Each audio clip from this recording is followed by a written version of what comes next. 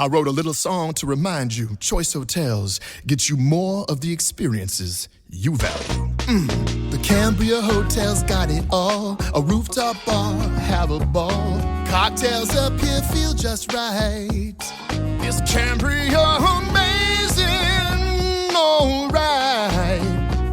Bring a date, your team, or even your mom. Book direct at choicehotels.com. See you on the roof. Marvel Television's Wonder Man, an 8-episode series, now streaming on Disney+. A superhero remake, not exactly what we'd expect from an Oscar-winning director. Action! Simon Williams, audition for Wonder Man. I'm gonna need you to sign this, assuming you don't have superpowers. I'll never work again if anyone found out. My lips are sealed. Marvel Television's Wonder Man. All 8 episodes now streaming, only on Disney+.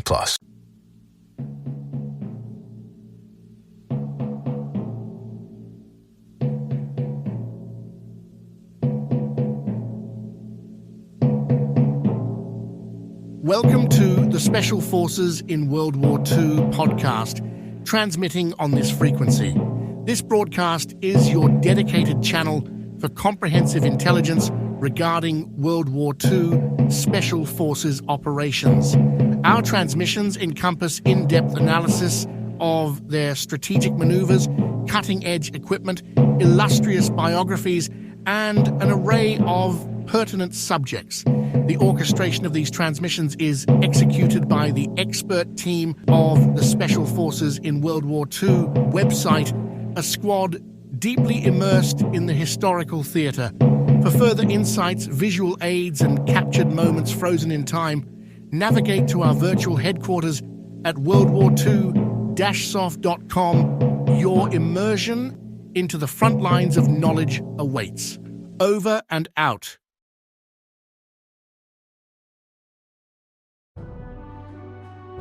Welcome back to another episode of the Special Forces in World War II podcast, where we explore the bold, the daring, and the extraordinary stories, tactics, and equipment of the special and specialized forces whose actions helped shape the outcome of the Second World War. I am your host, Michael Wyers, and in this episode, we return to the early hours of June 6th, 1944, when Allied forces will attempt the largest seaborne invasion in history. 5 divisions will land on the beaches of Normandy. 3 more will descend by parachute and glider in the darkness before dawn to seize the flanks of the assault and hold them. The western flank, behind the American beaches of Utah and Omaha, falls to 2 American airborne divisions, the 82nd and the 101st.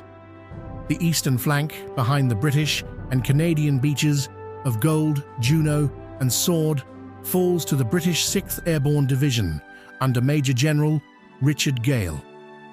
The division's task is to secure the ground between the River Orne and the River Dives.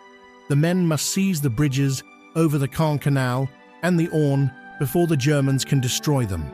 They must destroy the bridges over the Dives before the Germans can use them. They must hold the high ground at the Le Mesnil crossroads on the Bois de Bavon Ridge. They must deny the enemy the coastal villages overlooking Sword Beach, and they must silence the coastal batteries that threaten the landings. Among those batteries stands a position near the village of Merville, 3 kilometers inland from the mouth of the Orne. 4 guns sit inside reinforced concrete casemates, walls and roofs 2 meters thick. A garrison of 160 men mans the battery. 2 belts of wire, a developing anti-tank ditch, confirmed and suspected minefields, machine guns in hedgerows, and anti-aircraft positions surround the gun emplacements. From its arc facing the sea, the battery commands the approaches to Sword Beach, where the men of the British 3rd Infantry Division will come ashore in a matter of hours. If the guns are still firing when the landing craft turn in for the run to the beach, the consequences for the men in those craft will be severe. The battery must be neutralized before the seaborne assault begins. The men sent to silence the guns are the 9th Parachute Battalion of the 3rd Parachute Brigade. Their commanding officer is Lieutenant-Colonel Terence Otway. He has a battalion of some 600 men, a coup de main party of 3 gliders, a bombing raid by 100 Lancasters, and a plan built around surprise, timing, and the diversion of the enemy's attention in every direction at once. This is the story of the Merville Battery. In this first part, we follow the 9th Battalion from the intelligence picture on the table in the spring of 1944 through the planning, the training, and the final preparations in the transit camp. We follow them to the airfields on the evening of June 5th. We follow them across the Channel into a storm of flak over the French coast and down into the fields and floodwaters of Normandy. We end as the last men of the 9th Parachute Battalion jump from their Dakotas into the night sky over France. So let's start at the beginning. The best summer memories are made outside, and LL Bean has the clothing and gear you need to make these memories. Their effortless styles are created for summers spent outside with family and friends.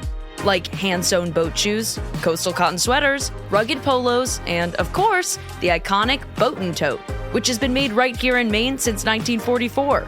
LL Bean. Be an outsider. Visit llbean.com to learn more. Ever wonder where Tropicana got its name? The tropics.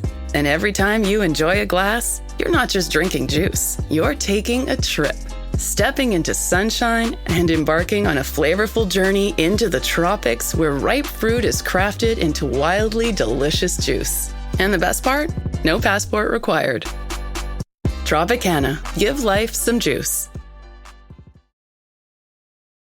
The Norman coast lies quiet in the spring of 1944. Along its low ridges and pastures, the German garrison waits and watches the Channel. Among the positions facing the sea sits a battery near the village of Merville. It commands the eastern flank of what the Allies have designated Sword Beach. 4 guns rest inside reinforced concrete. They wait for ships, for men, for the dawn of an invasion not yet launched. Allied intelligence believes the guns are medium-caliber howitzers of 150 millimeters. Their estimated range reaches 13,350 meters across the sea and the dunes. Each shell weighs around 44 kilograms. The expected rate of fire stands at 3 to 4 rounds per minute. From their casemates, the guns can sweep the approaches to Sword Beach. They can fall upon landing craft, upon men in the surf, upon armor climbing the shingle. The Merville Battery must die before the first wave touches Norman sand. The task falls to the 9th Parachute Battalion of the British 6th Airborne Division. Its commanding officer is Lieutenant-Colonel Terence Otway, a deliberate and exacting man. He trains his battalion through the spring with a single objective in mind. The guns must fall silent before the seaborne assault begins. Otway studies every photograph, every report, every line of intelligence Advanced Divisional Headquarters releases to him. The picture that emerges is forbidding. Aerial reconnaissance and other sources confirm that the battery is heavily fortified. Its defenses include minefields, wire barriers, machine guns, anti-aircraft positions, and a developing anti-tank ditch. Each obstacle compounds the next. Each forces the attacker to slow, to expose, to bleed. The position must still fall before its guns can disrupt the landings. The layout emerges from annotated aerial photographs held at Advanced Divisional Headquarters. The gun positions form an arc facing northwest. All 4 now sit inside reinforced concrete casemates. The walls and roofs measure approximately 2 meters in thickness. The floors are likely concrete as well. Each casemate holds rooms for the gun crews and ammunition magazines. The main gun compartment occupies the center of the structure. The construction allows the guns to withdraw through the rear of the casemates. Steel doors likely guard the front. Wooden doors likely close the rear. The original open emplacements measured approximately 11 meters across. The Germans have demolished them. Planners assume the guns now sit within the casemates themselves. No photograph yet confirms this assumption.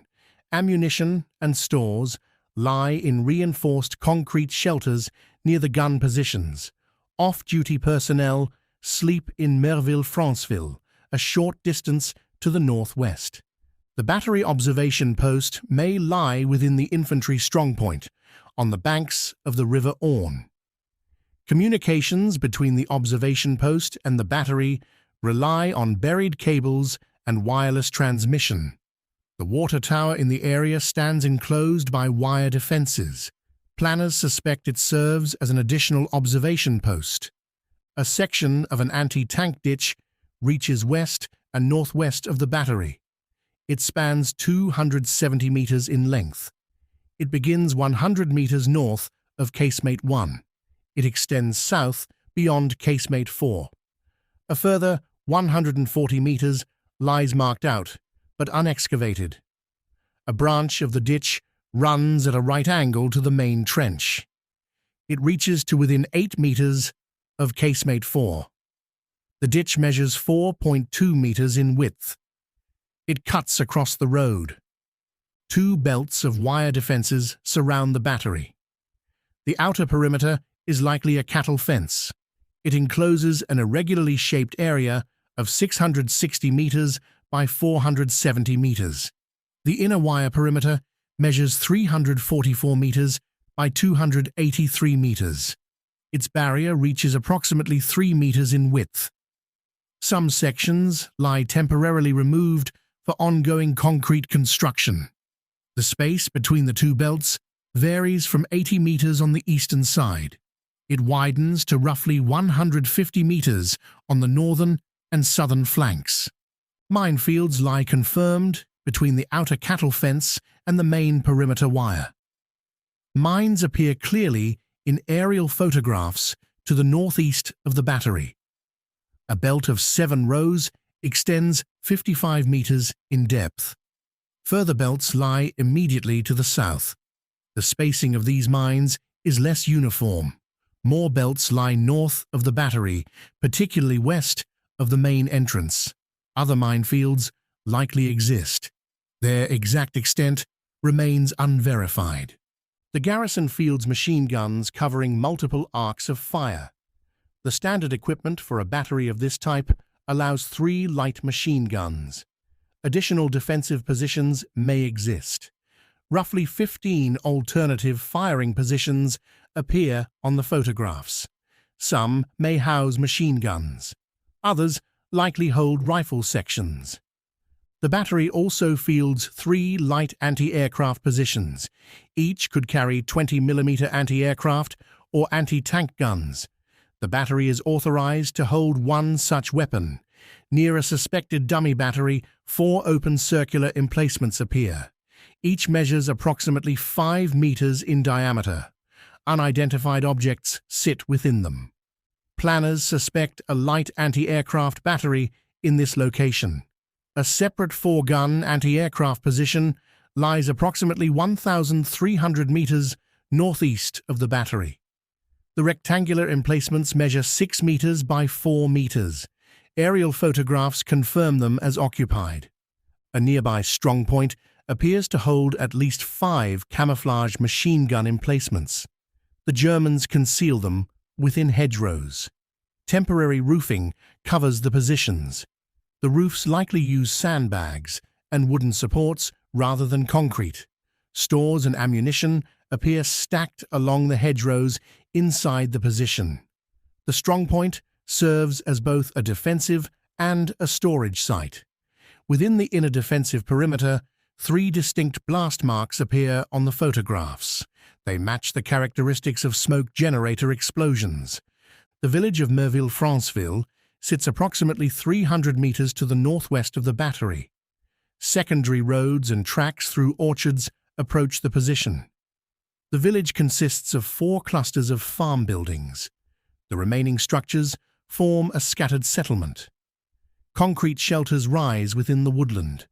The terrain to the south and southwest is largely open farmland. Hedgerows separate the fields. No cultivated fields appear within 450 meters of the southwestern and southern perimeters. 3 roads provide access to the battery. One approaches from the northwest, another runs in from the north, a third reaches the position from the east.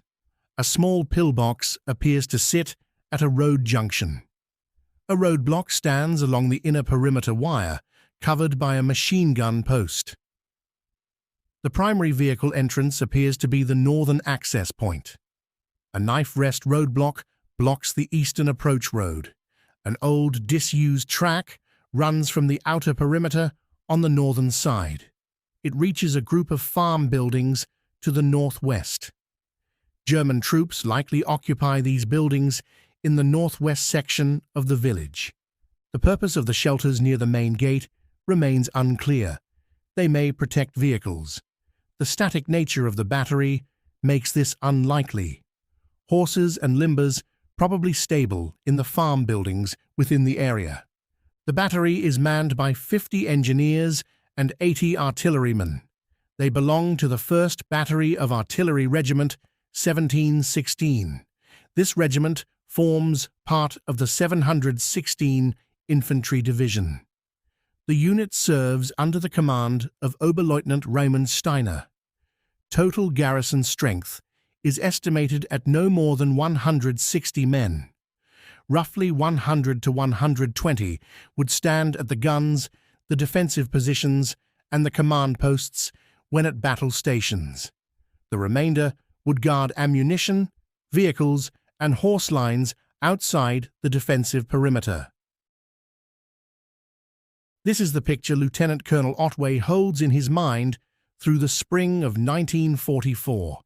Concrete 2 meters thick, wire in 2 belts, minefields confirmed and minefields suspected, machine guns in hedgerows, anti-aircraft guns laid on low trajectories, a garrison of 160 men behind it all, and 4 guns waiting in their casemates for the morning the channel turns black with ships.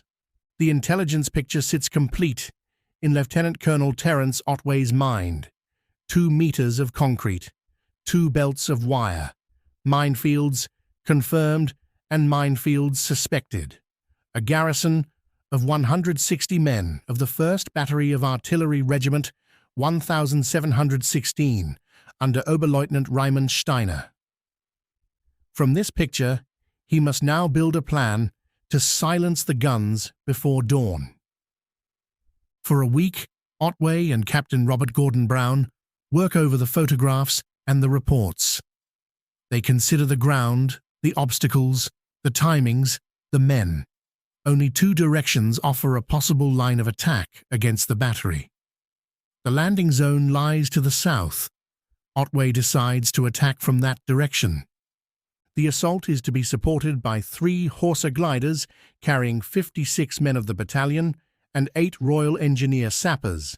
These gliders are to land inside the battery perimeter at the same moment as the main attack. Otway's plan rests on complete surprise. It rests also on dividing the enemy's attention. The garrison must be forced to look in several directions at once. To form the glider-borne assault group, volunteers are drawn from A Company. The commanding officer assembles the men in the mess hall. He tells them it is a secret operation. He asks for volunteers. Every man steps forward. No man wishes to appear reluctant. No details are given. Many believe it to be a suicide mission. Major Parry then reduces the number to those required. He favors unmarried men. Captain Gordon Brown commands the detachment. It becomes known as GB Force. It consists of 2 platoons. Lieutenant Hugh Pond and Lieutenant Hugh Smythe lead them. Each platoon includes a commander, a platoon sergeant, a batman, and 3 sections of 8 men. The engineers belong to No. 2 Troop of 5, 9-1 Antrim Parachute Squadron, Royal Engineers. They number 1 officer and 7 other ranks. With the plan complete and the assault force organized, the timetable for the operation takes shape. At 0:20, an aircraft drops the advance team of 10 men. They accompany the Pathfinders to Drop Zone 5. The advance team consists of 2 elements. A battalion rendezvous organization party establishes the assembly point on the drop zone. A Trowbridge party reconnaissance team surveys the approach route and the defensive layout. The Trowbridge party is led by Major George Smith, commander of the 9th Parachute Battalion's headquarters company. With him go Company Sergeant Major Dusty Miller and Company Sergeant Major Bill Harold. These men are highly trained volunteers, selected for exceptional fitness and fieldcraft. Both Miller and Harold are experienced physical training instructors. The work ahead demands such men. At 0:30, before the Trowbridge party arrives, a force of 100 Lancaster bombers is timed to strike the Merville position. They carry 1,800-kilogram bombs. Their task is to weaken the enemy defenses. They may also clear paths through the minefield. The garrison will know the assault is coming long before the parachutes appear. A glider detachment carrying essential equipment is timed to land at 0:35. It comes down as close as possible to the battalion's rendezvous point. 5 gliders carry the load. They bring 2 6-pounder anti-tank guns, 3 jeeps with trailers, ammunition and supplies, and an array of breaching equipment. The breaching loads include 24 scaling ladders to negotiate the anti-tank ditch.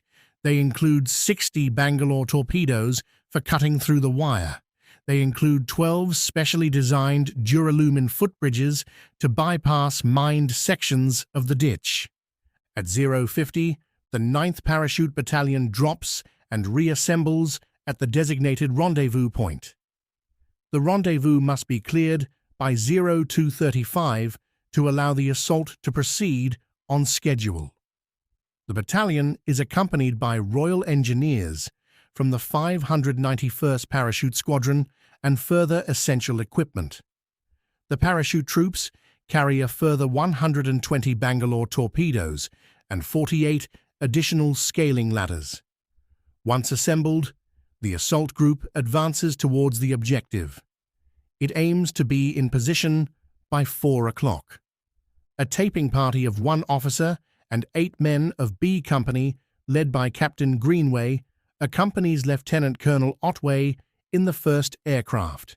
This team includes duplicate rendezvous and reconnaissance elements. They stand ready in case the original parties become lost or separated. The taping party departs the rendezvous point as soon as it is ready. A duplicate Trowbridge party, under Lieutenant Slade, accompanies it. On receiving Major Smith's report, the taping party marks out the approaches to the battery position. The duplicate Trowbridge party, in turn, reconnoiters the dummy battery and reports back to the commanding officer. Immediately upon landing, the taping party moves towards the battery position. It marks routes through the minefield towards the inner defenses. The men carry Polish mine detectors. They identify the most suitable points for breaching the wire. The reconnaissance officer of the advance party links up with the battalion during its approach march. He confirms the defensive layout. He guides the troops to their forming up point. The assault is to be launched from the southeast, with 3 breaches created in the wire. A firm base is established 270 meters from the perimeter. From there, lanes are cleared through the minefield to facilitate the advance. The battalion arrives at the forming up point near the road junction between P-75 minutes and P-60 minutes. A company establishes its position close behind. By this time, Lieutenant-Colonel Otway has received reports from both Major Smith and Lieutenant Slade. A guide from the taping party has met him. Otway assesses the situation and determines the precise area for the assault. The breaching teams move into position. They set Bangalore torpedoes against the wire under orders from the commanding officer. The assault company forms up behind them. The reserve force takes position further back. Anti-tank artillery, 2 platoons, sniping parties, and No. 4 platoon are dispatched to their assigned positions. Sniping parties establish themselves on both flanks. The 2 6-pounder guns deploy 140 meters west of the battery. The diversionary force advances towards the main gate from the north. Orders are then relayed to the company officers. They return to their units and prepare for the attack. Runners go back to confirm readiness. Once all subunits are prepared, or at P-60 minutes, Otway orders Company A to advance. Company A then moves forward onto the cross-tape on either side of the main attack routes. At the same time, the commanding officer orders B Company to advance to the outer wire. There they lay Bangalore torpedoes in preparation for breaching the perimeter. B Company remains in position, ready to detonate the torpedoes. The men are instructed not to use smoke until the gliders have landed. If the breaching teams advance undetected, they proceed silently. To maintain surprise, B Company moves in silence. Cortex may be used only if minefields along the route must be cleared. If surprise is lost or time runs too short to proceed covertly, Lieutenant-Colonel Otway orders the bugle call, "Charge."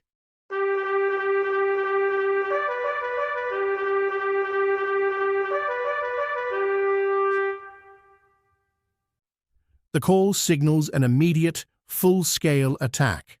On this call, anti-tank artillery, 2 platoons, sniping parties, and No. 4 platoon open fire. At the same moment, B Company's breaching teams double forward to lay the Bangalore torpedoes if they are not already in position. Once in place, the breaching teams lie down. They wait to ignite the fuses when the gliders land. At 4:24, 3 gliders are released from an altitude of 1,800 meters. They are to land directly within the battery perimeter. Their troops carry Sten guns, grenades, and specialized charges. Their task is to storm the gun positions and destroy the casemates. At 4:24:30, the towing aircraft signals battalion headquarters the letter M using its headlight. At 4:25:30, a bugle sounds reveille.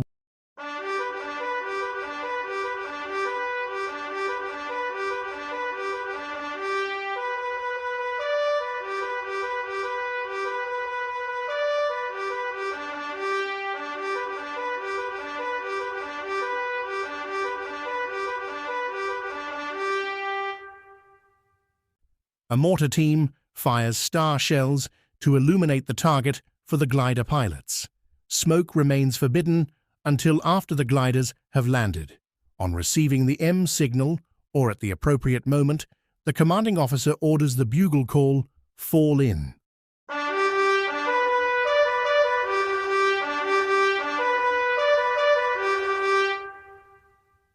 All supporting fire ceases, except for the diversionary party at the main gate. The glider's final approach must not be disturbed. The bugle call lights out sounds at 4:30.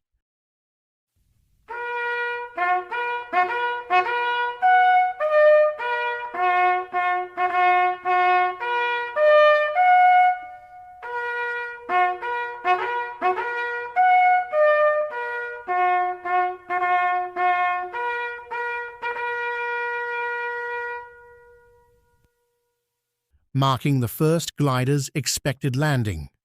Star shell illumination ceases. Darkness returns to the battlefield. Upon landing, the glider troops move swiftly. They storm the 2 central gun positions. They destroy them before the enemy can mount an organized defense. At the same moment, the diversionary party forces entry through the main gate.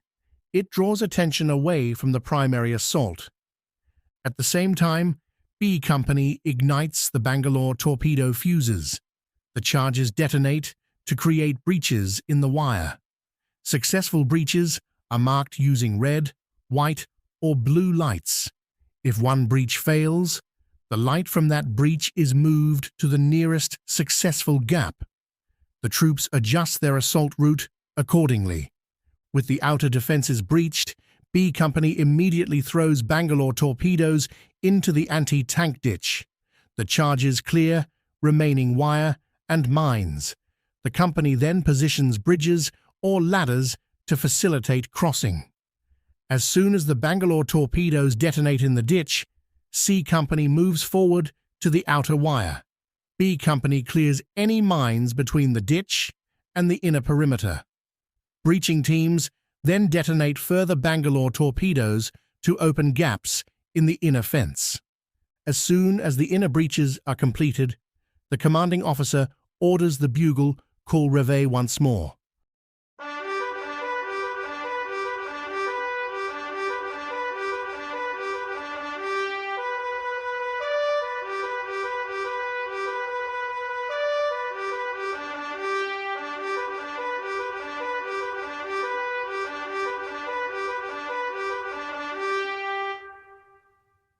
On this signal, 3-inch mortar star shells are fired to illuminate the area.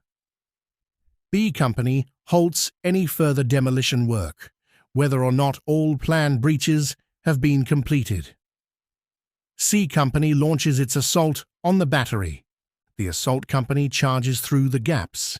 It reorganizes into 4 sections. Each section is tasked with neutralizing a gun position. The battalion command post follows closely behind. The reserve force moves up in support. A Company follows closely behind C Company. It takes up positions inside the wire on either side of the central gap. Once C Company has secured its objectives, B Company withdraws from the position. The bridgehead protection troops remain. Sniper teams join A Company inside the wire to provide further support.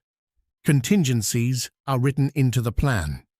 If C Company's assault force is positioned with C Company headquarters at the junction of the cross tape and the center tape, the planned attack proceeds as ordered.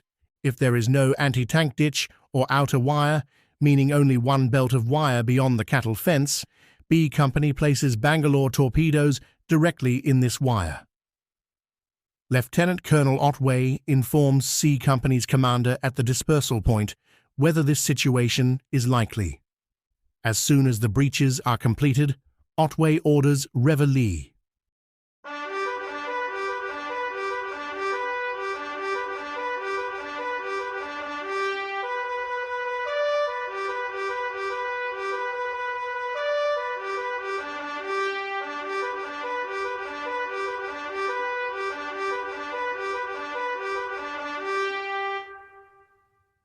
C Company commences the assault. If no wire or other obstacles remain, having already been destroyed by the pre-attack bombardment, a modified approach is taken. B Company remains at the firm base. C Company moves up to the furthest cross tape and lies prone. When the gliders land, the commanding officer orders lights out.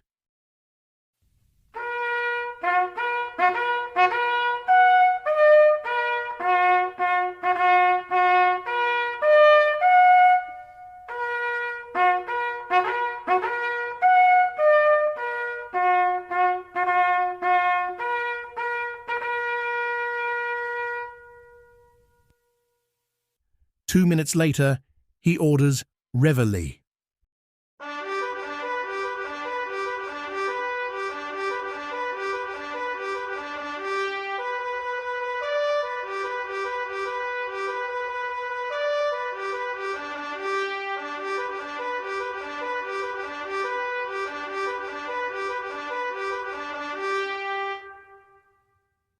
C Company commences its assault.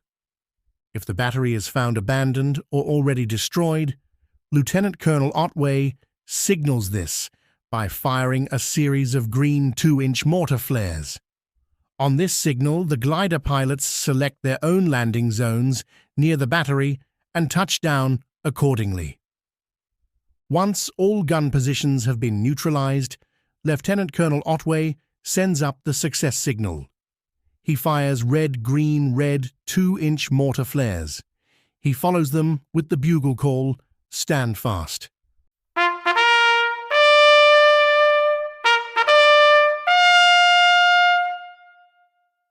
All troops immediately regroup at their current locations. Company officers report to Lieutenant-Colonel Otway. He waits inside the central breach or on the road. He ascertains the strength of each company and the overall tactical situation. He personally inspects the gun positions to ensure their destruction. He orders the bugle call, "Cookhouse."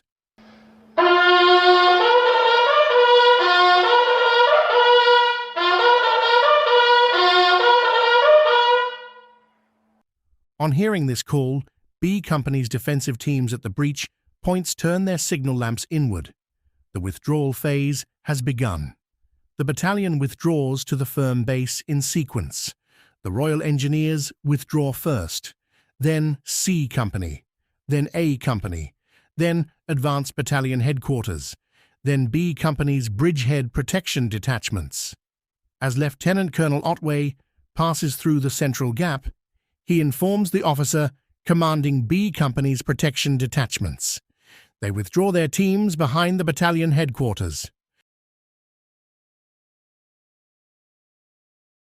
The 9th Parachute Battalion does not act alone. The other battalions of the 3rd Parachute Brigade also carry heavy responsibilities on the same night. The 1st Canadian Parachute Battalion supports the 9th Parachute Battalion.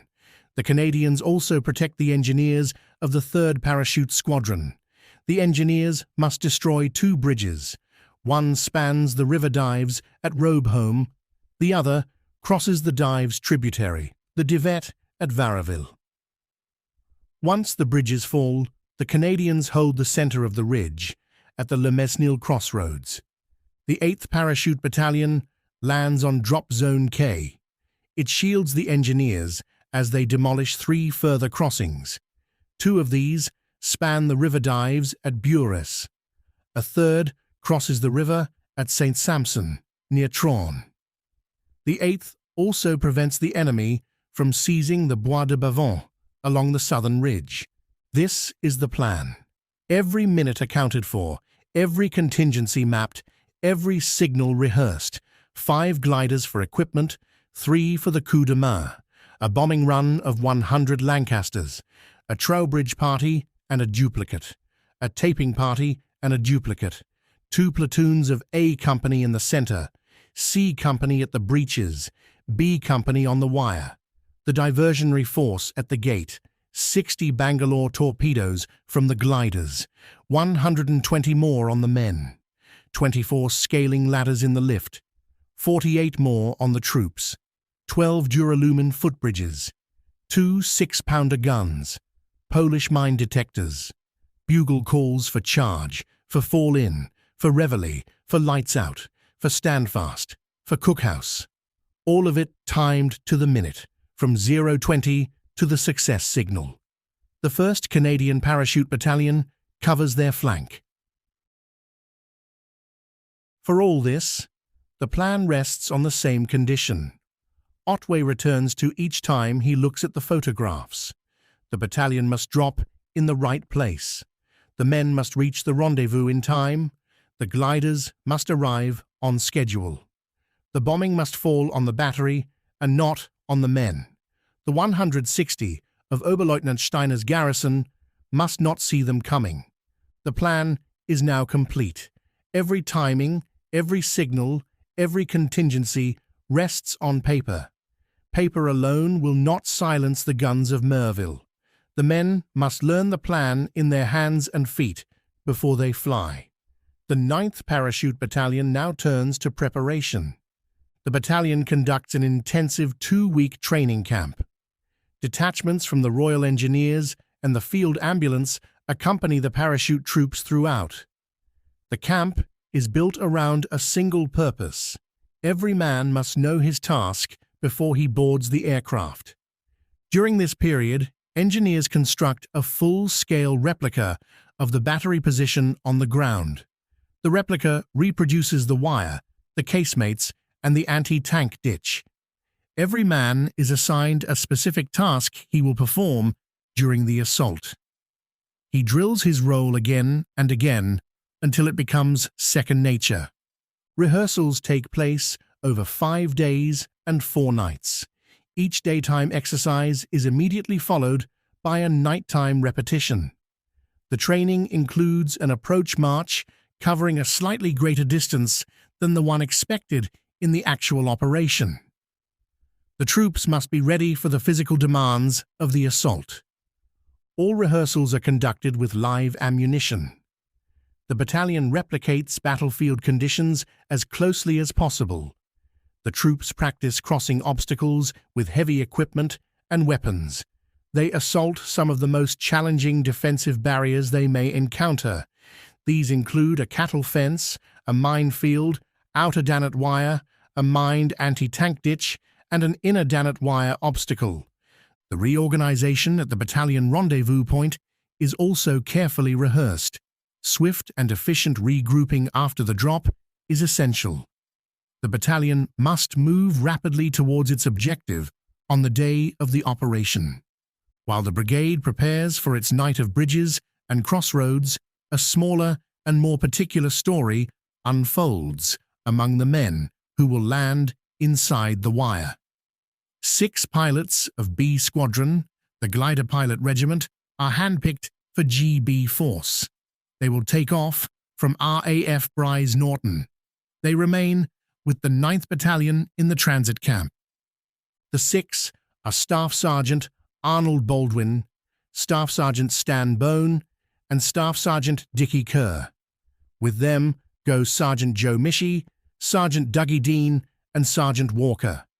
They are told that the regiment will supply its 3 best horses.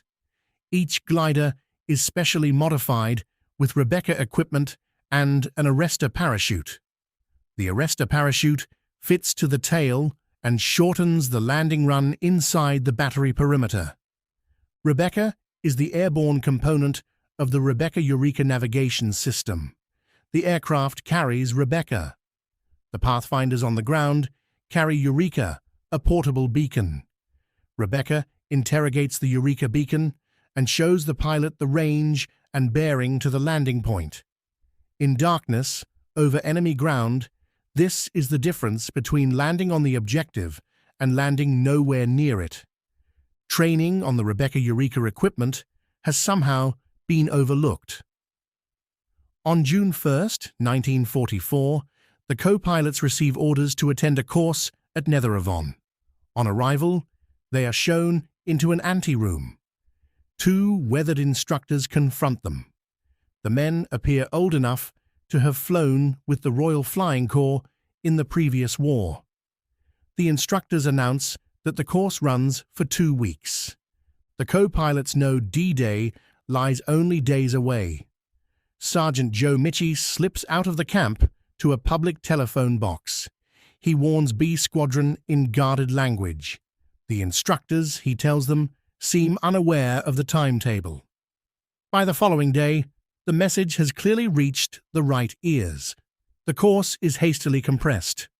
While Sergeant Joe Michie and his fellow co-pilots sit through their compressed Rebecca-Eureka course at Netheravon, the battalion they will carry into the wire is also moving through its final days. The plan is complete. The training is complete. The men wait, and into that waiting, the events of 4 days unfold. The plan is complete. The training is complete.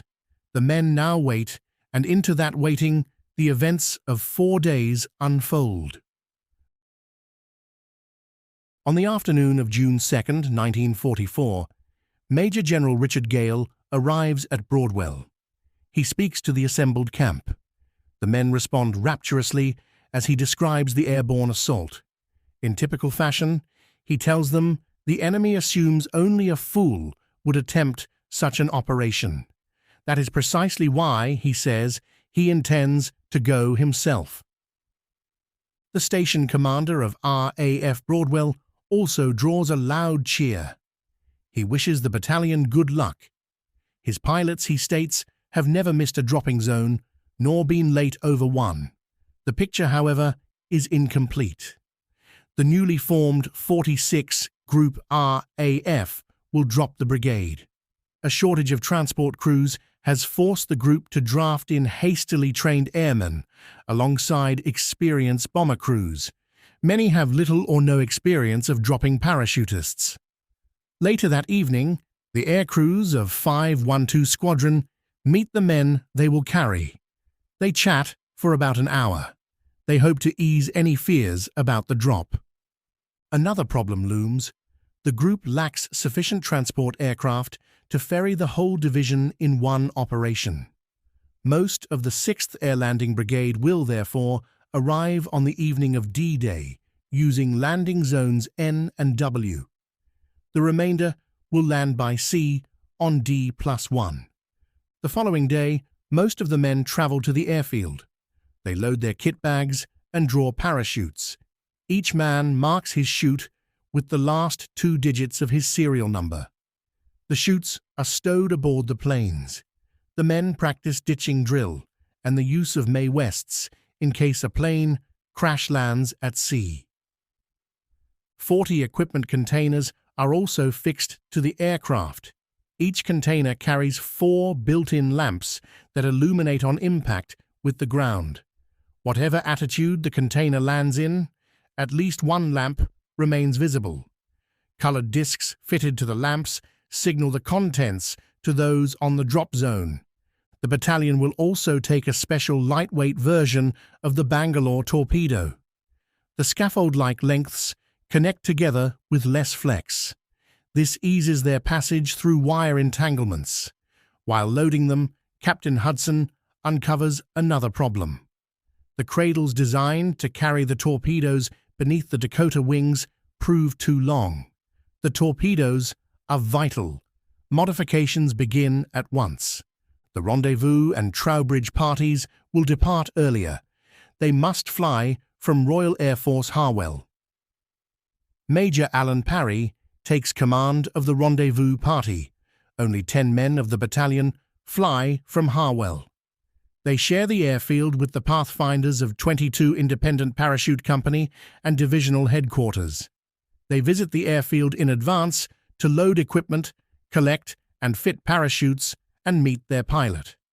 With so much labor involving weaponry, accidents are inevitable. A grenade explosion kills several members of the Royal Ulster Rifles. The 9th Battalion suffers its own tragedy. Lance Corporal Edward Hull, a member of GB Force, walks back from the admin block to his tent. He is in conversation with his friend Peter Neal. A football match is in progress to their left.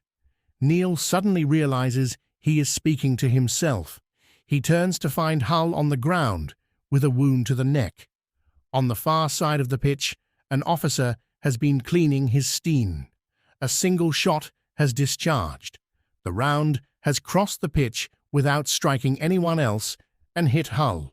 The bad luck is extraordinary. At first, the men around him expect him to recover. With D-Day only 48 hours away, Lieutenant-Colonel Otway imposes a drink ban. He fears that men under the strain of waiting may drink too much. He will not have them enter battle with a hangover. The men can do little but lie on their sleeping bags. Their thoughts drift to the girls they have left behind at Crookham and to the pub at Bulford, the Rose and Crown, where fights between British soldiers and American troops break out most evenings. On Sunday, June 4th, 1944, the eve of D-Day, Padre John Gwinnett, the battalion padre, holds a final service. The camp commandant, Captain Peter Young, and his staff present the battalion with a maroon flag. It bears a white silk Bellerophon, the airborne emblem, with a large 9 in the top left-hand corner.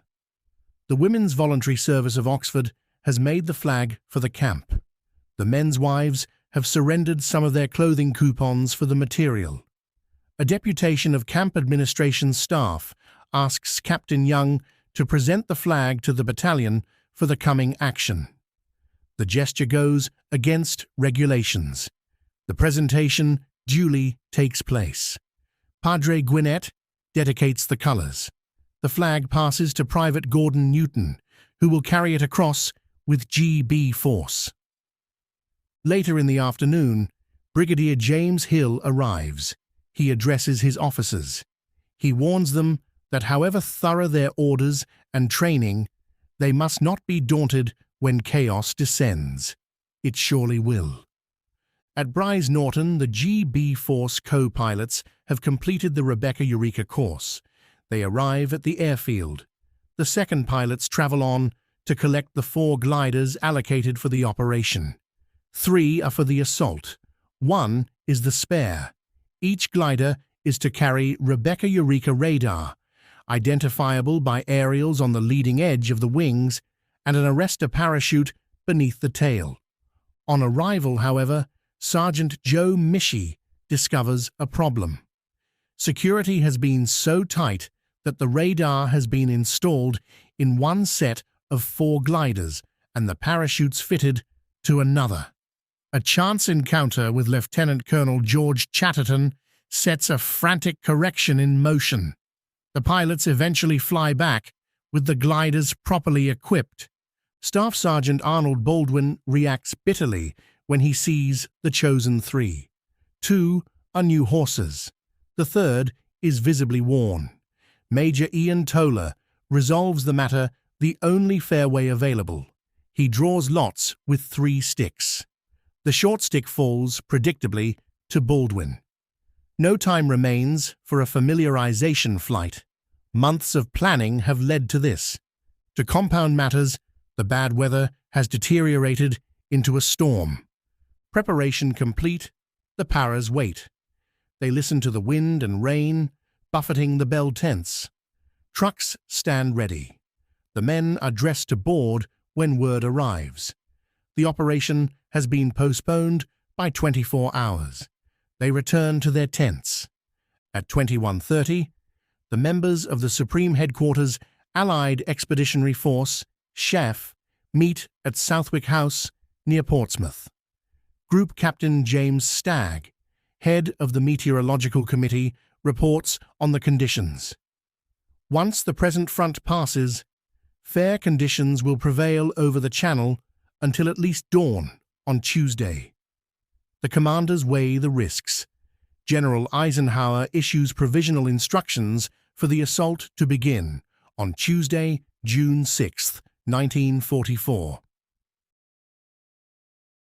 At 23:10, the Pathfinder aircraft departs from Royal Air Force Harwell, marking the beginning of the operation.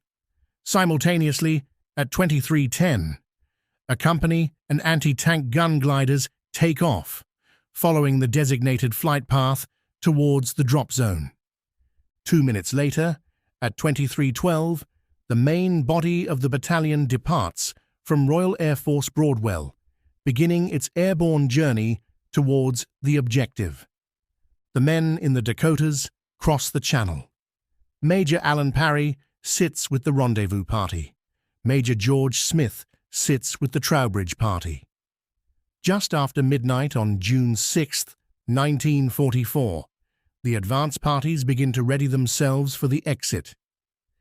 The navigator informs Major Smith and his party that they are approaching the French coast. He advises them to open the trap doors. The task proves harder than it sounds. The men are encumbered with parachutes, equipment, and kit bags. The fuselage offers little spare room. Only a mixture of facetious and rude remarks persuades the others to move up. They give Smith enough space to open the doors and pin the flaps against the inside of the fuselage.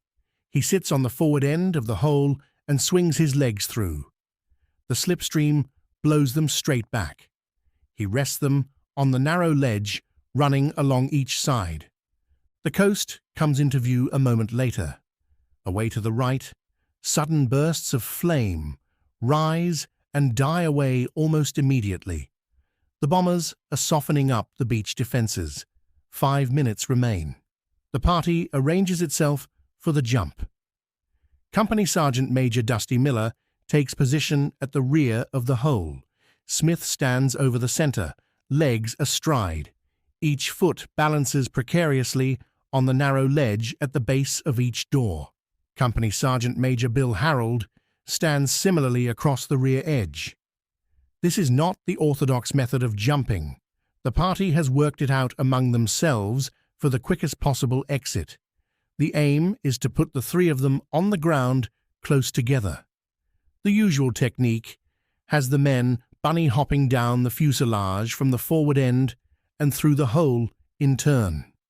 The new method has not been practiced, but the theory looks sound. The aircraft passes over the coast at about 200 meters. 1 minute remains. There is no significant flak. Streams of tracer begin to pass the plane, most of it below or behind. Major Smith's job is to watch the lights near the roof of the fuselage. He cannot follow the tracer for long. The red light is due to come on for 4 seconds as a warning, then change to green for the order to jump. The minute drags. Smith notices that his hands are sticky with sweat. The red light comes on. With a sudden flick, the red disappears, and the green takes its place. The men jump into the Normandy sky. The rendezvous party follows. Major Parry cannot get out fast enough.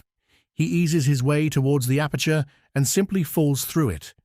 The kit bag catches on the port side of the opening. The catch puts numerous twists into his rigging lines.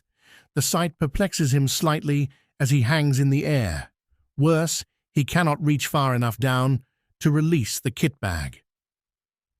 Sergeant Sid Knight has a different problem. As number 10 in the stick, he reaches the door and finds himself unable to move. His harness has somehow hooked onto a handle on the door leading to the pilot's cabin. He hammers on the door. He sees a chink of light as someone opens it from inside. He feels himself come free and slides out. Major Smith makes a perfect descent. No one is firing on him, although tracer can still be seen arcing further and further away, apparently still chasing the aircraft. There is no moon. The men have been sitting in the dark for an hour, and their eyes are adjusted for night vision. Smith sees a large building some 800 meters away to his half left. He sees another some 1,200 meters to his half right.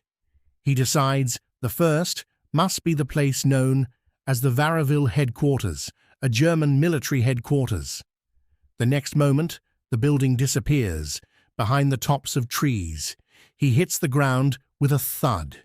He rolls onto his back in a manner that would have made the instructors of the parachute training school weep with shame. Major Smith looks around. 4 meters away, a figure is struggling with his harness. Smith whispers the challenge. The answer comes back, Dusty Miller. Another figure emerges from the shadow of some trees 14 meters away. It is Harold. Their method of jumping has worked better than expected. Smith had not seen the others in the air, having been too busy trying to fix his position to look up. Under the usual jumping method, the three would have ended up between 18 and 36 meters apart, possibly more, with thick hedges between them. Instead, they have all come down in the corner of a single field, hedged thickly on all sides and well-treed. No sign or sound of the rest of the party reaches them. The Trowbridge party gathers close to the hedge to get their bearings and discuss the next move. Major Smith glances at his watch and sees 0:20. The pilot has kept his promise. The wind is light, and the party's doubts about the meteorological department now look misplaced. As Major Parry comes down, he is still wrestling with his kit bag. The ground meets him with a shock, both mental and physical. His legs land miles apart on impact. Even before landing, he had become conscious of bullets in the air. He had decided, with a soldier's certainty, that all of them were meant for him. Now, sitting on the ground, stripping off his harness and emptying his kit bag, he feels a perfect target. No more than 2 or 3 aircraft have dropped before his. He can claim to be among the first 40 or so men to set foot in France. Major Parry has no idea where he is. He studies a map and 2 aerial photographs by torchlight and remains none the wiser. He begins quacking with his bakelite duck whistle, the recognition signal of the rendezvous party. After a few minutes, no lost ducks have answered. He sets off on a compass bearing to the west, hoping for the rendezvous. Sergeant Knight's few seconds of delay leaving the aircraft cost him a long distance from the target. He lands in a field full of cows, well away from where he should be. All of 3rd Parachute Brigade's advance parties have now jumped. The pilot's evasive action against the flak has scattered the Canadians over a wide area. Only some 30 of them land on Drop Zone 5. Fortunately, the ground offers very little resistance.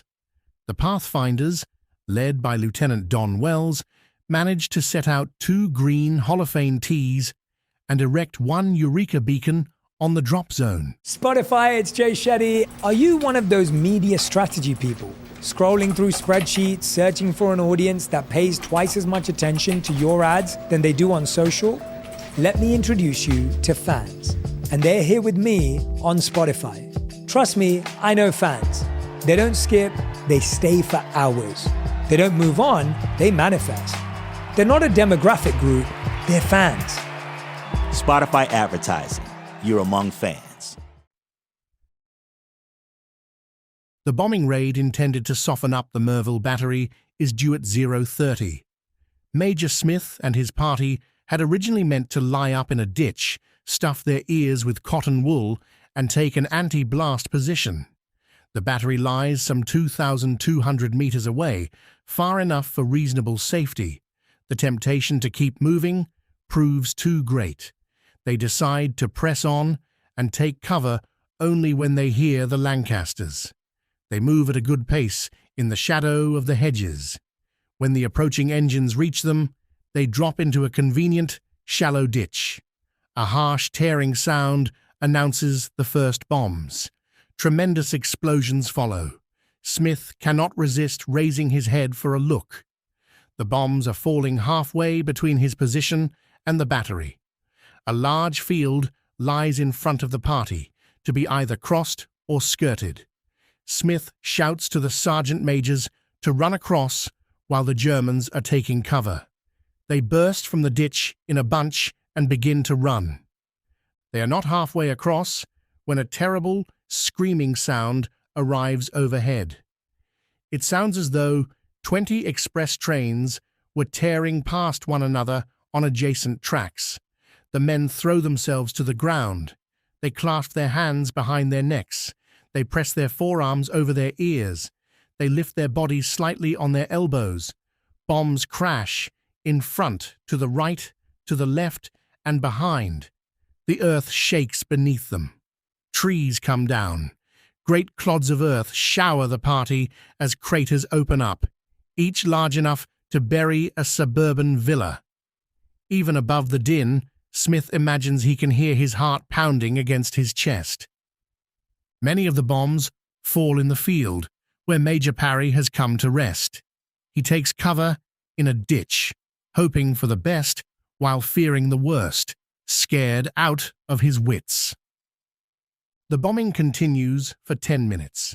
When the man-made eruption ceases, the aircraft can be heard receding into the distance. A haze of smoke and dust obliterates everything. Major Smith and his companions sit up. A wave of stupidity passes over Smith before clearing into the realization that they are alive. The others get to their feet, as if surprised, to find their limbs still work. Miller utters a single word of blasphemy. The party sets off again at a steady double towards the opposite hedge.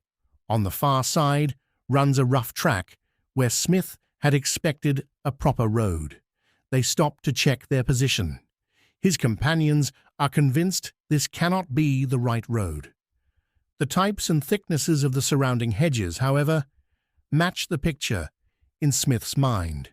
He decides that the maps and aerial photographs they studied in England exaggerated this track and made it look like a road. They set off along the field side of the hedge, and his surmise proves correct. They have not gone far when a voice from a ditch ahead halts them. Smith recognizes it as that of Private George Adset, the 19-year-old Batman of the officer commanding the rendezvous party. Adset seems bewildered and very excited. He has met none of the other 6 men in his party and is lost. Smith points out a stand of trees that borders the rendezvous. He instructs Adset to make his way there. He tells him to get word to the battalion when it arrives that the Trowbridge party has landed safely and started its task. Major Parry has also survived the bombing. In the silence that follows, he hears a rustling in the hedge and lies very still. The whispered challenge of Punch reaches him. He answers Judy with enthusiasm. After his isolation, the company of 2 Canadians equally lost comes as a profound relief. They have lost their weapons.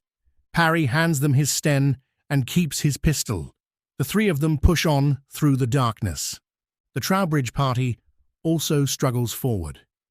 Major Smith reaches a hedge junction too thick to penetrate. The obstacle forces the party away from the road for some 140 meters. He decides to break through and chants the noise alarming the enemy. The breakthrough requires crossing a deep ditch and forcing through a hedge as dense as anything in Kent, only to emerge in a 3-meter belt of shrub with another hedge to cross. Smith throws himself at the second hedge and finds nothing beneath his feet. He falls into a ditch of exceptional depth. Only by stretching his arms above his head can his colleagues grasp his hands and haul him out through brambles and rose thorn. A similar obstacle, a little later, double-ditched and double-hedged, convinces him to try the track at any future hedge junction. The delay caused by breaking through is too great. The noise of forcing through is, if anything, more dangerous than moving on the verge. When they next reach a hedge junction with a gap onto the track, Smith decides the far side will be easier going. He runs across the track and throws himself into a ditch some 1.5 meters deep. Within 5 meters of him lie 2 German soldiers. They are not in a prepared position. Major Smith grasps that they are sheltering, still frightened by the bombing.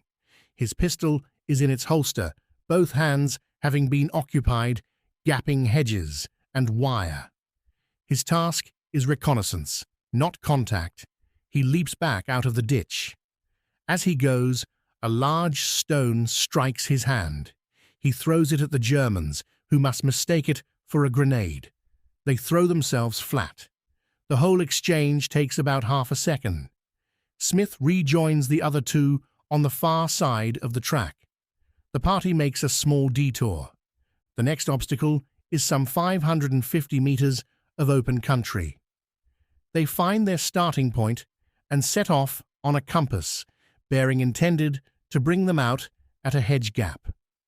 Some 30 meters into the field, they find 2 posts about 14 meters apart. They are solid affairs, whole trees, with their bases sunk well into the ground. The upper ends stand some 4.5 meters high. A piece of wire is stretched between them, beginning 2 meters up one post and ending around 1 meter up the other. The wire is of exceptional thickness, beyond the cutting power of standard issue wire cutters. They duck under it and continue. They find the field full of these posts, all joined by thick wire at varying heights from ground level to 3 meters up. These are German anti-glider defenses. The party is nearly across the open space when flak guns along the coast begin to open up. Almost immediately, the dark silhouettes of Dakota aircraft appear and continue to appear for the next 15 minutes. They fly at heights from 150 to 450 meters, somewhat lower than expected. Smith could jump for joy. This is the battalion. The time is 0:45. The drop that has dominated the para's thoughts for months has finally arrived. On a 5-minute warning, the men stand. Those who have not already done so hook their parachutes to the static line. The red warning light is due to come on at 4 minutes, though many stick commanders have private arrangements with the pilots to reduce this to a single minute. The number one stands in the doorway with the stick packed tightly behind him. They wait for the green light. Conditions for the pilots are difficult. A 46-kilometer-an-hour crosswind buffets the aircraft. A vast dust cloud from the wayward bombing raid hangs over the ground. Flak begins to rise. For many of the men, the sheer quantity is a shock. Some pilots instinctively begin to zigzag in violent, evasive action. Many of the paras end up on the floor. The men struggle back to their feet. They hook up and take their positions with kit bags strapped to their legs. Drop Zone 5 arrives literally 60 seconds after the aircraft crosses the coastline. There is little time for directional correction or recovery. The red light comes on, then the green. Stroud goes through the door. He feels the reassuring snatch of the shoulder harness as the canopy develops. He controls the chute. He watches what appear to be golden chains drifting slowly up towards him before they pass. It's their first experience of anti-aircraft fire while hanging from a parachute. The time is 0:45. The drop that has dominated the para's thoughts for months has finally arrived. On a 5-minute warning, the men stand. Those who have not already done so hook their parachutes to the static line. The red warning light is due to come on at 4 minutes.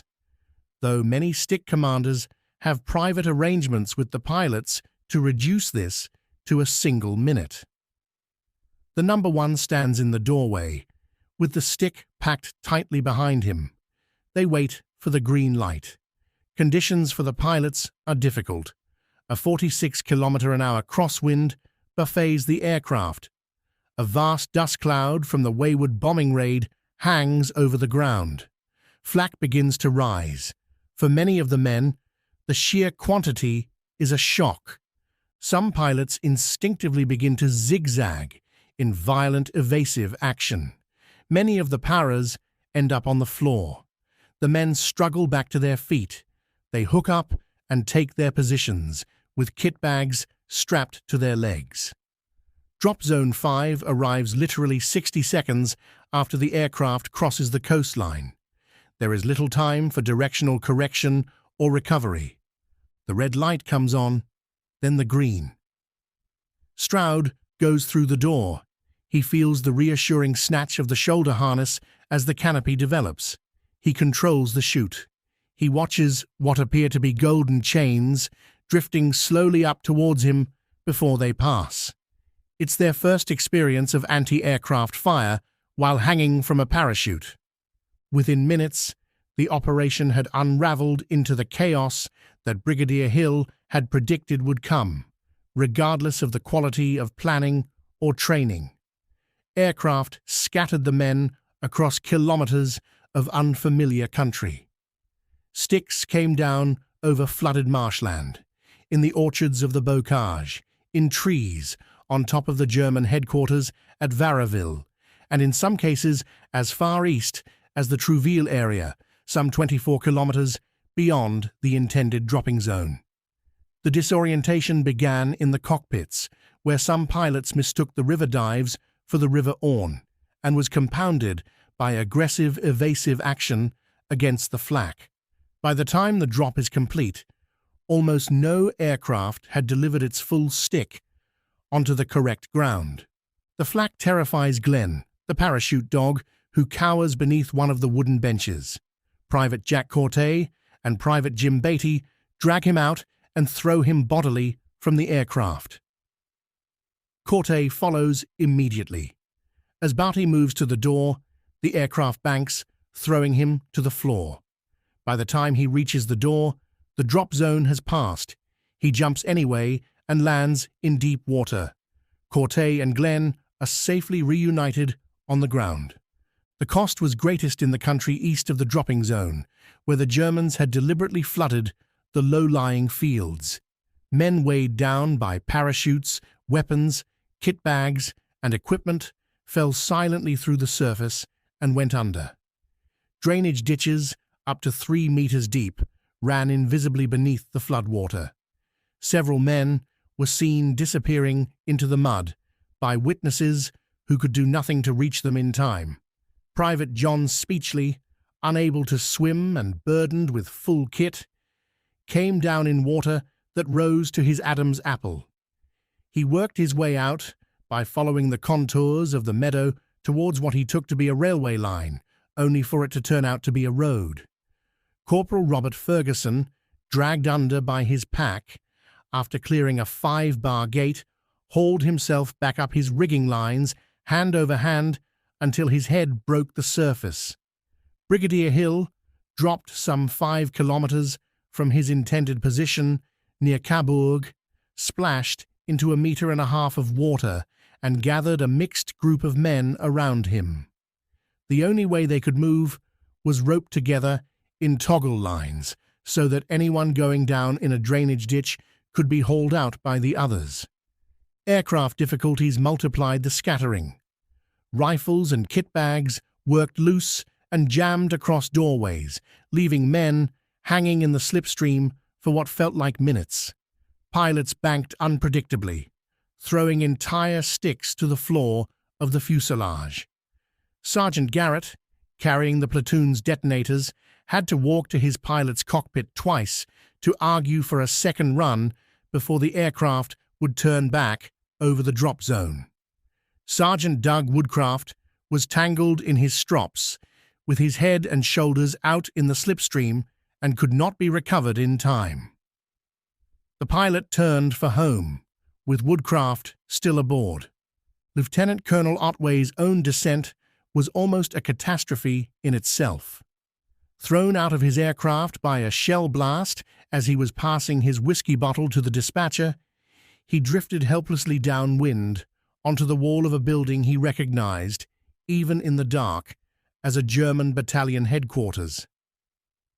He struck the wall at first-floor level, dropped to the ground, and escaped the garden under a brick thrown by a corporal through an upstairs window.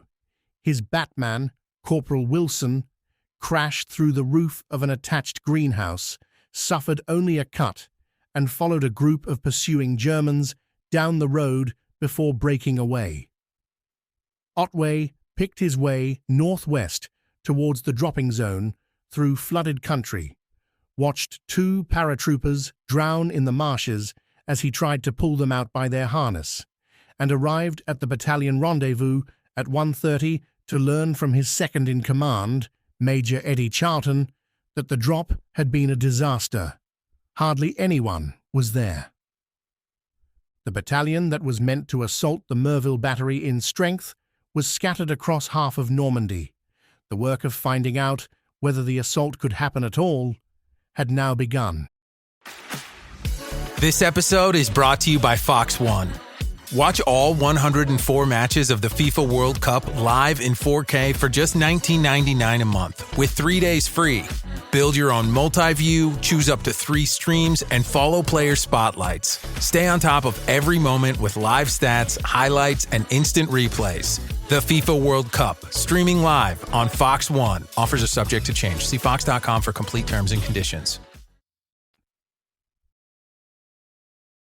Across the chaos, on the ground close to the battery, The three-man Trowbridge party has continued its trek. Major Smith and his companions reach a cross-tracks, one of which runs straight to the outer perimeter of the battery, some 550 meters away. The country is very open, except for a small hedge and ditch alongside the track, and they slip quietly along the hedge. They had intended to cross the open ground on a compass bearing that would bring them out at Wood 2, but a wire fence carries a wooden board with a roughly painted skull and crossbones. The sign denotes a minefield. They knew of the minefield from aerial photographs, which had shown small craters at equal distances, set off by a stick of bombs falling near. They had not known the field was so extensive. On the far side of the track, a second wire fence carries a board reading Minen, another minefield. They decide prudence is the wiser course and continue along the ditch. The 550 meters feel very long. At length, they come to a track running across the top of theirs. On the far side stands the cattle fence, marking the outer perimeter of the battery. Wood 1, inside the perimeter, begins in front of them and runs away to the left. Wood 2 is visible some 140 meters to the right. They will have to cross a minefield to reach it, as more skull and crossbones notices on the fence make clear. A track is expected to run from Wood 2 into the heart of the battery, almost certainly under heavy guard. No guard at this hour will be anything but alert. Smith decides to leave Harold in the corner of Wood 1 to watch and report if the others get into trouble. It is a lonely job.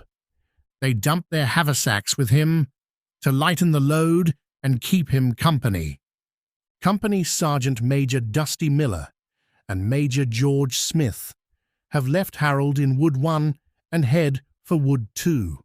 They now begin their reconnaissance of the Merville Battery itself. The area is strewn with bomb craters. The two men had expected them. The size of the craters still amazes them. They reach the track through the battery. It is wired up. Another mine sign hangs upon the wire. The main and inner perimeter defense stands 180 meters away. Wood 2 stretches for half this distance. They decide to cut the wire just inside the corner of Wood 2 and keep near its edge. They have been warned that this is a likely place for anti-personnel mines. Smith judges it more comfortable, however, with trees around. If seen, a man is more likely to get quick cover from view. Even at night, it is darker beneath trees than elsewhere, and observation more difficult. They cut the wire and creep into the wood. Anti-tank mines do not greatly worry them. The weight of the body is unlikely to set them off. There is some danger that the bombs dropped near may have made them super sensitive. This is a chance that must be taken. Their main fear is of the anti-personnel mine. The Germans field numerous types, some difficult to detect without an electrical mine detector. The two men had considered bringing one and decided it was too burdensome. Their present plan is to keep as far apart as possible and work forward level with each other. If a mine goes up, only one will be injured. The moon is beginning to rise. They find they can just see each other at 27 meters. If anything happens to either of them, the other is to go on and complete the job, heedless of the other's need for assistance. They go forward on hands and knees. They feel with their hands and make paths for their knees. Smith reckons that if a mine goes up, or one of them is seen, it will attract considerable fire. The enemy, however, will not venture onto their own minefield and come to close quarters. They soon discover why the track leading into the battery has been wired off. 3 heavy bombs have fallen on it, making it quite impassable. The damage is beyond repair. Without a considerable amount of labor, a bulldozer might have done the job. The mines on either side of the track would soon have settled the account of the bulldozer. Before they have gone far, there is a noise of people on the track they have left. There is no undue disturbance, and they press on. They meet a number of wires of the loose variety. They are probably attached to anti-personnel mines worked on the pull principle. The two men either cut them or pass over the top. The wires lie close to the ground, so this is not difficult. At length, they reach the inner edge of Wood 2. Here stands another cattle fence. They cut their separate gaps and go into the open on the last 90 meters of their journey. They soon pass into long, coarse grass, about 30 centimeters high. Going through it, even stealthily, seems to make a great deal of noise. The two men are probably more than sensitive to noise at this moment. Smith can see the black dome of Miller's back moving slowly above the top of the grass. Eventually, they reach the wire. As arranged, they keep flat and still for 5 minutes, listening. Nothing can be heard. The dim outline of the huge casemates can be distinguished. They creep towards each other and listen for another 5 minutes. The intelligence picture had described an anti-tank ditch 3 meters deep, intended to encircle the battery. Excavation had reached only halfway round before the digging machine was taken away. The two men had watched its progress on aerial photographs. The ditch has not reached where they are now. Most of the battery also carries 2 thick belts of wire entanglement, about 27 meters apart, forming the inner perimeter. This is the only place where there is one. Bombs have broken it and made large craters where it had been. The Germans have joined the wire together around the inner sides of these craters, leaving peculiar indentations. To discover whether anything strange or helpful presents itself, the two men each go 140 meters along the wire in opposite directions.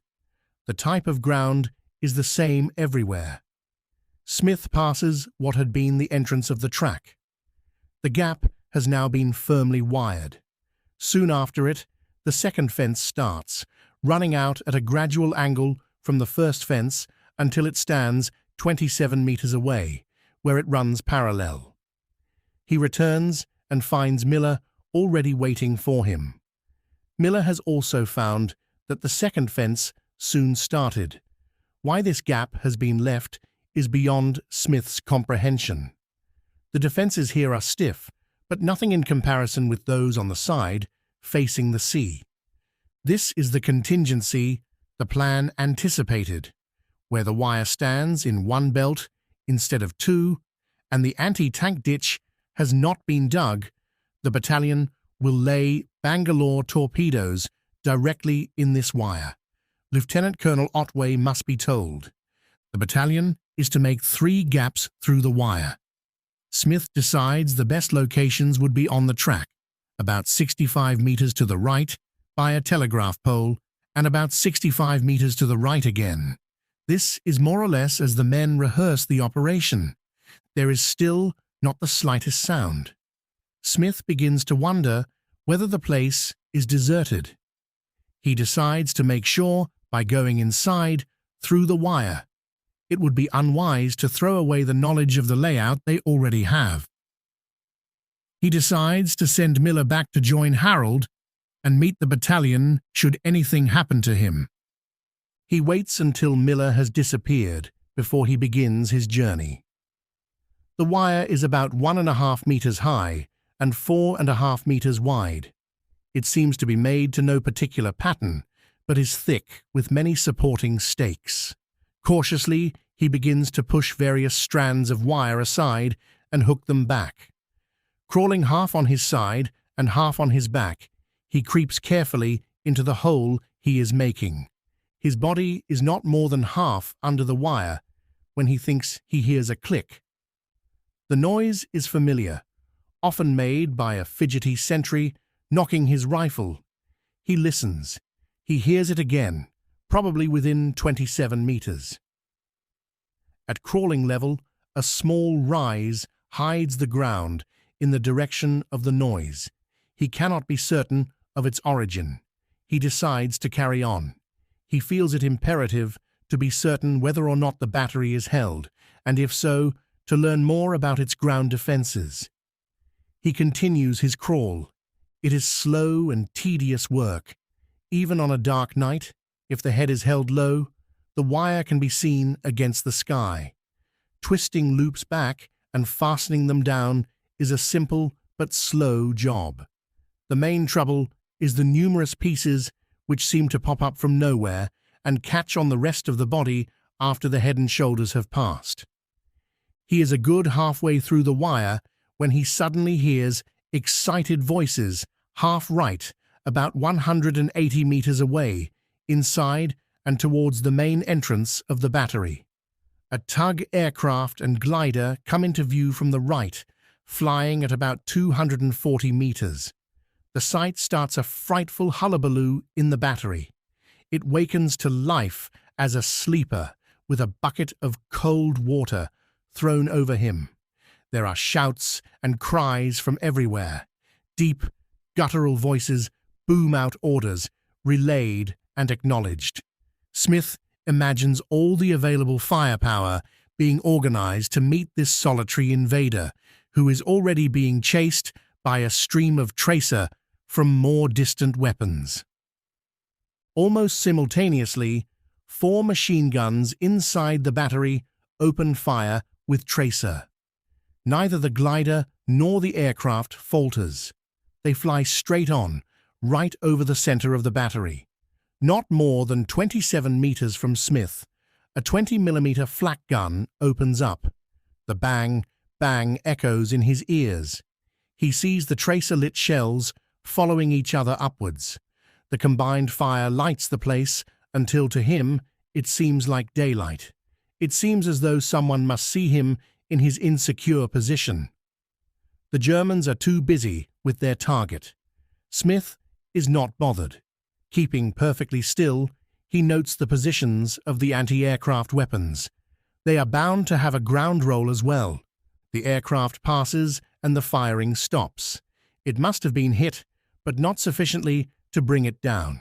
Smith sees it disappear, still on the same course, at the same height, and on an even keel. A good pilot. He now decides he has sufficient knowledge. The battery is most certainly occupied. He knows the state of its defenses. Directly the firing stops, he begins to get from under the wire. The Germans are still excited. Their attention rests more in the air than on the ground. To get clear of the wire takes a good 5 minutes. He drops into a crater. He begins his journey to rejoin his 2 partners on this mission. And that concludes today's episode. Almost 600 men hang in the air over Normandy. They have rehearsed for months. Every man knows his task. Every task is timed to the minute. The plan rests on precision, on surprise, on 3 Horsa gliders landing inside the wire at exactly the right moment, on 100 Lancasters falling silent before the assault begins, on a battalion assembled at a tree in a hedgerow at 2:35, ready to move. Below them, the ground is not what the maps and aerial photographs led them to expect. The hedges are taller. The ditches are deeper. The fields east of the drop zone are not fields at all, but flooded marshes. The wind that the meteorological department forecast at 5 to 10 miles an hour is gusting at 46 kilometers an hour across the drop zone. The aircraft are scattering in flak. The men are jumping into a country they cannot read from the air. At the Merville Battery, a garrison of 160 men has heard the bombers come and go. They are awake. They are at their guns. And somewhere among the falling parachutes, Lieutenant-Colonel Terence Otway is on his way to a rendezvous he does not yet know is nearly empty. This has been part 1 of the Merville Battery on the Special Forces in World War II podcast. In Part 2, we follow the men on the ground through the floodwater and the hedgerows to the rendezvous. We continue to follow Trowbridge Party, and we follow the 9th Parachute Battalion to the assault on the 4 guns of Merville, and their advance and capture of Le Plain. This has been Part 1 of the Merville Battery on the Special Forces in World War II podcast. In Part 2, we follow the men on the ground through the floodwater and the hedgerows to the rendezvous. We follow Major Smith and Company Sergeant Major Miller to the wire of the battery itself, and we follow the 9th Parachute Battalion to the assault on the 4 guns of Merville. This episode draws on the work of Neil Barber in The Day the Devils Dropped In and the silencing of the Merville Battery, on Carl Sciletto in Merville Battery and the Dives Bridges and the earlier Pegasus Bridge and Merville Battery, on John Cooksey in Operation Tonga, 6th Airborne Division, and on Stephen Wright and Kevin Shannon in Operation Tonga, the glider assault. We also relied heavily on the war diaries of the 6th Airborne Division. For maps, photographs, original documents, and the full source base behind this series, please visit www.worldwar2-sof.com. I'm your host, Michael Wyers, signing off.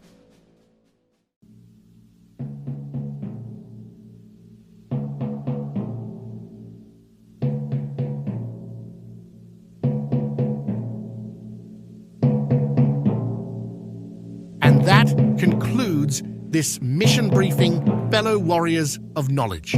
We've navigated through the trenches of information, delving deep into the battlefields of history.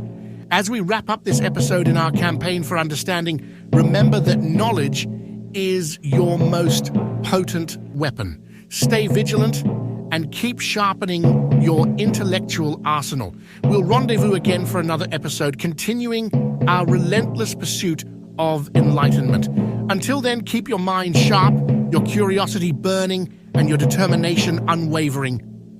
Simultaneously, you are hereby alerted to our outposts on Facebook, Instagram, and YouTube, fortifying our information dissemination. Should you possess any pertinent intelligence to bolster our mission, transmit your findings with no hesitation. Your contributions shall be prominently acknowledged within the operational archives. Furthermore, for those prepared to provide substantial reinforcement, navigate to our Patreon forward base and enlist.